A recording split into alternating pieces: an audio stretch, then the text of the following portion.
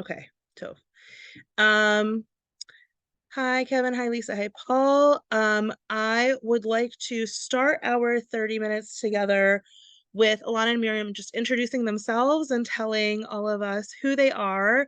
Your learners spend 3 hours with these lovely ladies every single week, and I suspect that you want to know who these people are.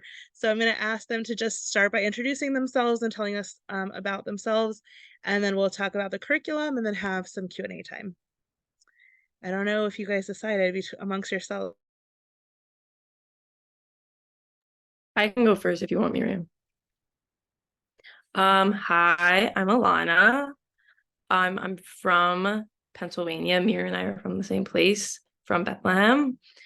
I'm a sophomore at in the Barnard JTS program, studying probably Talmud at JTS and then hopefully sociology at Barnard.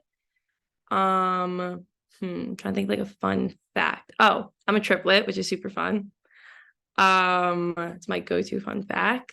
I'm really excited to be working with all of your kids that I have, just because I think it's really important. I always had the privilege of going to Jewish school. My siblings and I all did. So I think it's really important to be able to work at the Hebrew school and kind of give back and give people the same opportunity I had. So yeah. I'll hop in. Hi, I'm Miriam. I'm a junior in Columbia JTS. At JTS, I'm studying Talmud like Alana, and at Columbia, I'm studying political science. It's actually my second year at TBI. I'm really excited to be back. I taught all of fifth grade last year, so I get to go over this curriculum that we're going to talk about again. But we are, as I know, making some new additions, and so that's also really exciting. Um, a little more about me. I'm from Pennsylvania, as Alana said. I also come from a Jewish day school background. And I think that, but I also went to Hebrew school for most of elementary school. And I think that there's something really valuable in the experience on Sunday mornings for everyone. So I'm excited to contribute to that at TBI again. Thank you. I feel so lucky and blessed to have you both on our team. As many of you know, we started recruiting differently for our religious school educator team post-COVID, and splitting the Sundays and Zoom Tuesdays gave me the flexibility to do that, and also allowed me to start bringing some of the List College students over to us, which has been such a blessing for our school in general. Miriam and Alana, as well as all of their peers from the college, really add so much value to our educator team. They bring excitement, they bring their own love of Judaism, they bring their own Jewish experiences, and are real partners to me in rolling out our curriculum and the vision that I have, and really are partners in making sure we're meeting our goals for building really strong Jewish communities and classroom communities and relationships between our learners, between our educators, and relationship with our educators and our curriculum pieces. So thank you. Kevin, do you want to, I know that you're there because I can see you. Do you want to introduce yourself to Alana and Miriam, maybe? Hi, I'm Kevin. I'm Willa's dad. And you all may or may not know that Willa also has two younger brothers, Nathan, who's also in the religious school, and Micah, who is too young to be in the religious school, but certainly will be one day. Yes. Paul, thanks, Kevin. Hi, I'm Paul Rosenbaum. I'm dad to Max, who's in fifth grade, and also Anna's in second grade. So we've been in the community for a while. All the kids have gone through preschool there. So And yeah, happy to have you. And they have Gabe in the preschool also. So Gabe is in the preschool. He's playing some toys. how fun! Aw. Lisa? Hi, I'm Lisa Jacobson. Hi, Anna. I Anna. am. Oh, who else? Gaby. I am mom to Mario. My kids line up exactly with Paul's. So I also have a son who's in second grade at the Hebrew school, and I have that's Colin, and then I have another son, Brody, who is in the threes in the preschool. And we have been a TBI family ever since Mario was in the twos. So it's nice to see you, and thank you for everything that you are doing for our kids. Awesome. So that gives you some context. So the next thing I want to chat about is the obvious question that I'm certain you all have noticed. Last year, all the learners in this grade were all together in one class, and this year we are in two separate classes. I am grateful that you all are a class of parents that trust the process and trust me enough to not have asked a ton of questions and know that I make the decisions based on the best necessary choices for our educational process and for our community and stuff. We have split this grade into two classes. It was it became quite clear to me. Thank you so much. I appreciate it. Thank you. Became quite clear to me at some point into last year that continuing on as one class was not in the best interest of our educators or our learners. When I started hearing from our learners that, hey, we just didn't get any instructional time because we're spending so much time focused on behavior management, I realized that's just not fair to anyone. Let's make a really big change. And this is the change that we've made. We've only had one full length class once. And so we'll continue to see how it goes. I think when I walked into those classrooms on Sunday, it was very clear to me that the management was in a totally different space, and actual learning really took place on those Sundays. And because we have the flexibility of what Sundays look like, it also means that during their Shinshin time, that they're going to all be together as a class. During Tefillah, they're all going to be together as a class. And during what we're going to talk about in just a minute as part of the curriculum, their trope instruction, they're all going to be together as a class. So even though they're in classroom instructional time will be separated so that they can really get to the learning, there are also going to be plenty of opportunities each week for them to all be together and see each other and be together. So I'm not worried about any kind of like discrepancy differentiation. It's really to assist and benefit both the educators and the learners in making sure that all of our goals are being met. To that end, I really want to talk about what we're going to learn this year. It's going to be such a good year, and I'm really excited about it. I'm going to share sort of like the big pieces of it. Miriam's going to share maybe some of her experiences with teaching it from last year. Lana's going to add what she's excited about implementing this year. I'm going to start in a place that I feel really excited about, which is a brand new curriculum to our school entirely that we're rolling out this year called Positively Torah. This is one of the things that your learners did this past Sunday, which is take a character test. To understand what their top 5 strengths are. And the way that we're going to be utilizing the results of that top 5 strengths quiz is by looking at Torah stories. And these are Torah stories that are not unfamiliar to your learners, but we're going to be approaching the same stories that they've learned before from a different perspective, which is to really look at the character of the people that we're talking about in these stories. I'm going to take a step back to give you some of the scaffolding. What I have been seeing in our 6th and 7th graders when they get to the process of writing a Devar Torah is that it's really hard for them to feel really connected to the text of the Torah. It feels really distant for them. And so this new curriculum, this Positively Torah, allows us to really give our learners the opportunity to see themselves and their strengths and their character traits identified in the people that we're talking about regularly in the Torah. So we might learn the story of Noah's Ark, which is this coming up Shabbat Torah portion. We've all learned that story. It's not a new story, but it might be the first time that our 5th graders are really looking at who Noah was as a person. What are the character traits that Noah had? And if we can identify that Noah had kindness as one of his character traits, and I also have kindness as one of my top 5 character strengths, what a way to feel a relationship and connect to the text and the Torah that we're learning.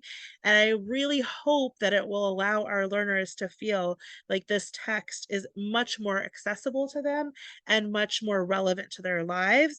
And in a perfect world, this goal is also to allow our learners to, when they get to the process of writing their Devar Torah as part of their Bar Mitzvah experience, that they're looking at the text in that really accessible way that I'm not quite sure we're getting to. I think the Divrei Torah that we're hearing right now are beautiful. Our learners are really pushing themselves to, like, reassess what's there, and it's a great experience. And I think if we can kind of close the gap between here's the text and here's me in this Positively Torah curriculum, where we're really saying, like, here are the ways that we're actually really intertwined. I'm really excited about rolling out this Positively Torah curriculum. Miriam has nothing to add because it's a brand new curriculum, which is totally fine, but I was really excited to share it with you all. Other brand new curriculum Miriam is going to talk a lot about, which is our Torah trope curriculum.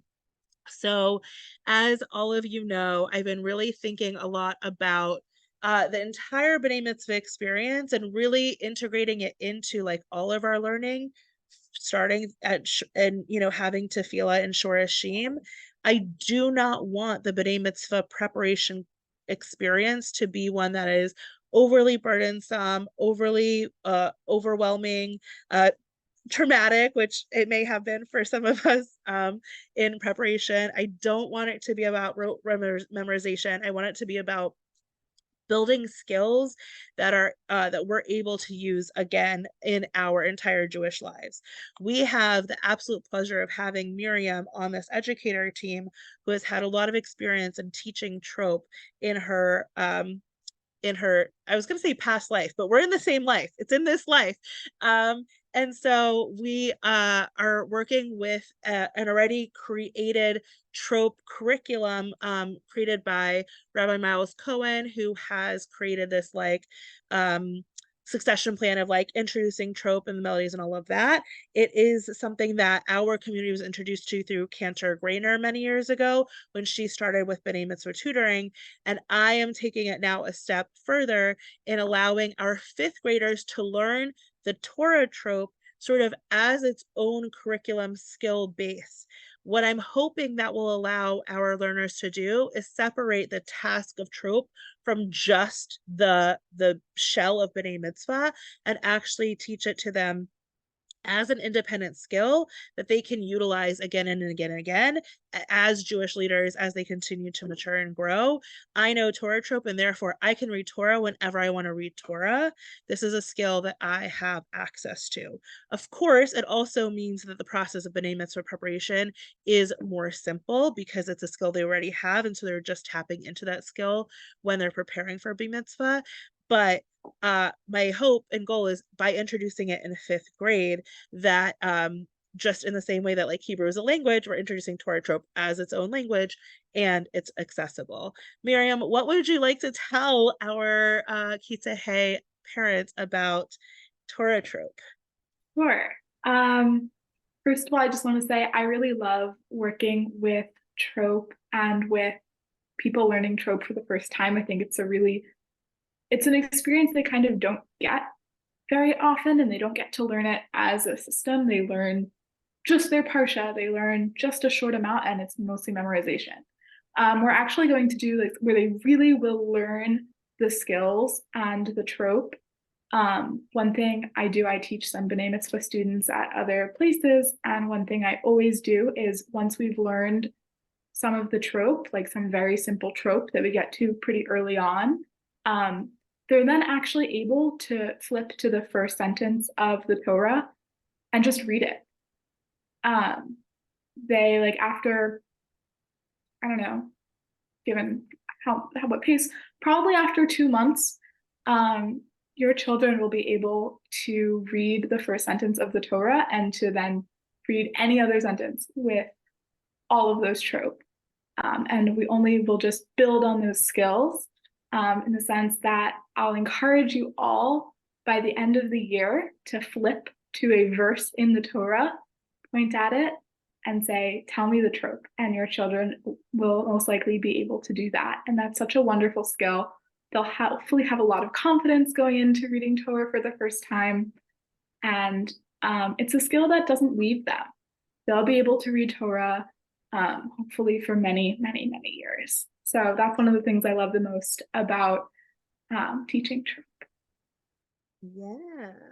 Thanks, Miriam. And so on the note of teaching trope, because we know that our learners work especially well with setting a specific goal in mind, we have set that goal for them in their trope learning experience. So I'm going to shift quickly to another new experience that's going to be happening this year for all of religious school, not just Kitah, related back to our Torah trope, and then go into a little bit of our calendar. So another new experience we're going to have is a new program this year we're launching called Shabbat Sundays. I have been thinking a lot about, in these past 4 years, the challenge of having folks join us on Saturday mornings for synagogue. We do junior congregation that all of your learners are welcome to continue to join. We'll continue to do junior congregation, but it is really hard to duplicate what a Saturday morning feels like without having a Saturday morning experience. And I'm recognizing that we're getting learners getting closer and closer to B'nai Mitzvah time without knowing what a real Saturday morning, just a regular Saturday morning feels like in our TBI sanctuary space with Rabbi Mishkin on the Bima and with a community around them.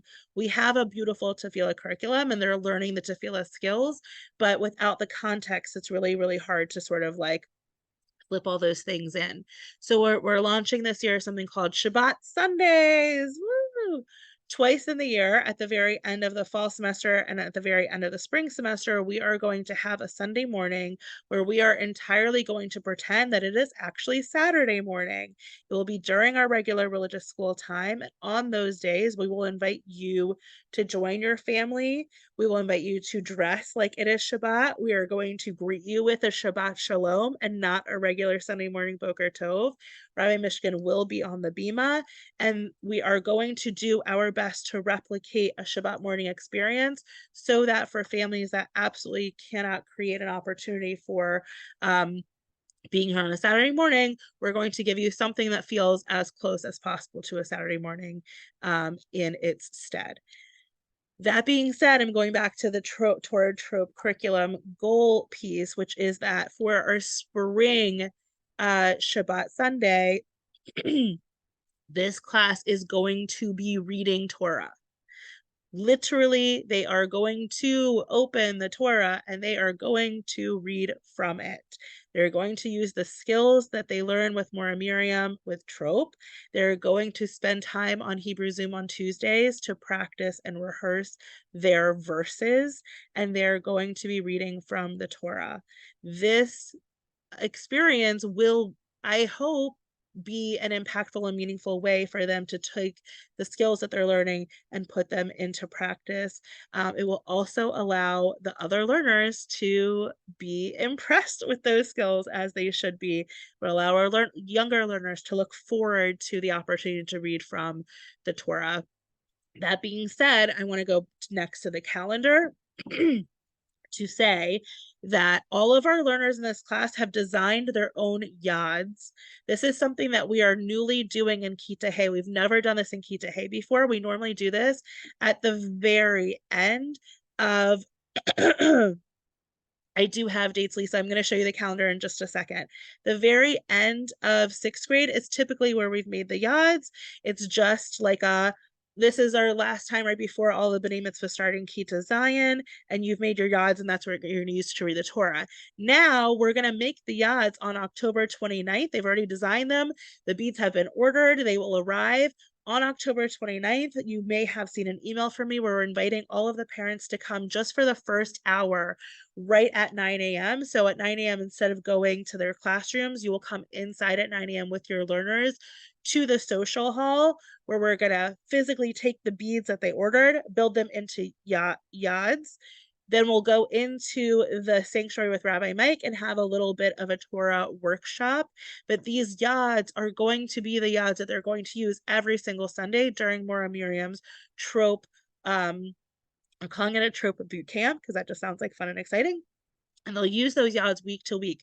The yads literally have their own names on them. They will become theirs, and they will have a lot of familiarity with having this accessibility tool in both their learning trope, and it will be obviously the yad that they will use when they read from the Torah, both at the end of this year as well as for their Bar Mitzvah. So the next thing I'm going to move into right now is sharing a bit about,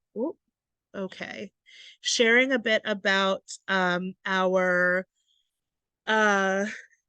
our programming calendar. This is something all of you all have access to, and I want to make sure everyone understands how to utilize it as a tool that they can, a resource that they have access to at any time. I try really hard to make the calendar really, really easy to use.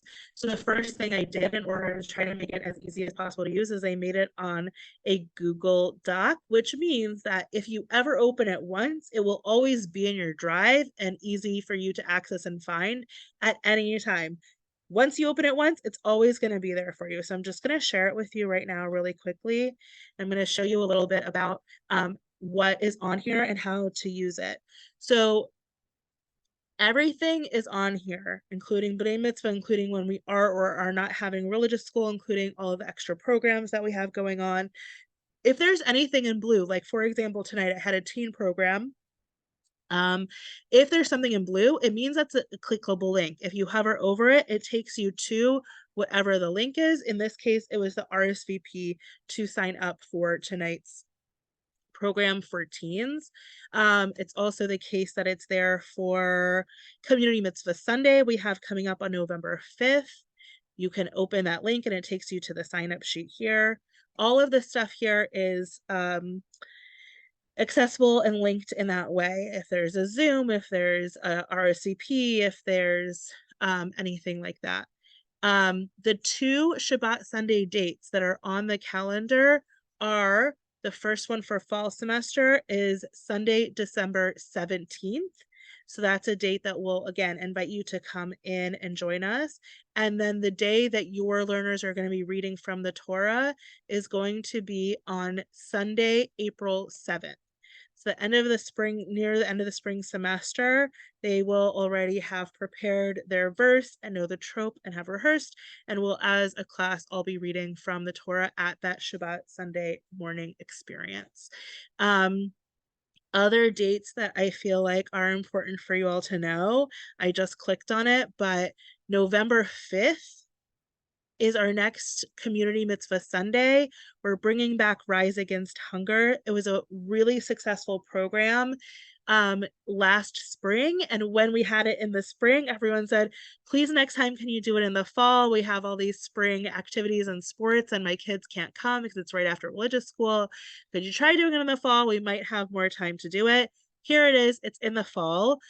We chose this date because it worked with the Midah theme for November, which is in alignment with Thanksgiving and giving thanks. And so it's happening here. If you are able to join us, you can just click on this link and it'll take you right to this sign up here. If you ever have questions about whether or not we are or are not having religious school, you can find that information either on this calendar, or you can also find it on TBI's main website. If you go to the TBI TBI website, there's a little icon here that has a calendar on it, and you can click that, and it also says whether or not we are having religious school on any given day. Okay, so Lisa, I gave you the two Shabbat Sunday dates and also access to the calendar at large. We just have a minute left. I want to quickly say there's so many things we can talk about with the curriculum. The other pieces, other than the Positively Torah new curriculum and the trope curriculum and Shabbat Sundays, we have a Shinshin again this year. Thank God, what a blessing that we have that really meaningful connection to Israel that will continue. This year is also a year for our curriculum where we're diving into understanding our connection to our ancestry. So heritage and immigration, and a project that your learners will be doing is picking one person from their own family tree and doing a research project. And that project is broken down into several pieces. The first piece is identifying who that person is in our life.